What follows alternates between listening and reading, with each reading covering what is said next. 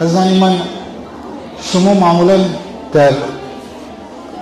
از علما، از خطبا، از مقررین، از منبر،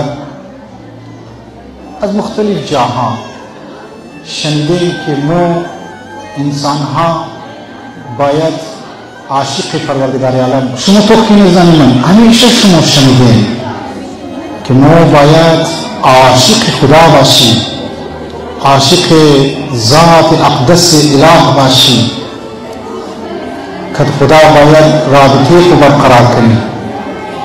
هدف زندگی نیه، هدف زندگی از ما نیه. رنگارنگی دنیا، چند روز دنیا انسان از این میگذره. لذا شما این قبر شنیدین، من روز میخوایم یک جرأت کنم، یک جسارت کنم که نه بیا ایتر بگی که ما عاشق خدا نیستیم، بلکه خدا عاشق از مایه. خداوند متعال که از ما عشق منه. اهل بیت علیهم السلام نور خوش داره، عشق منه که از ما میشیم معشوق و میشه عاشق.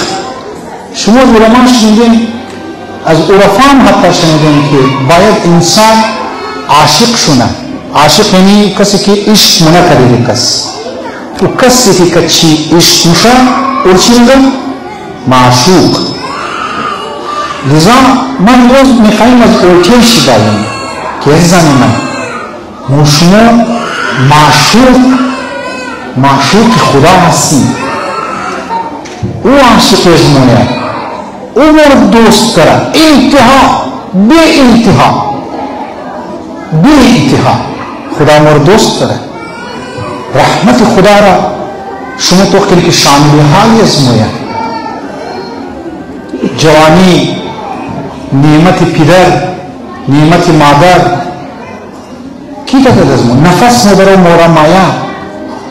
انسان برای معشوق کو خرچه منه دیگه نه. انسان یک کسی را که خوش داشته باشه برایش خرچه منه، هزینه منه.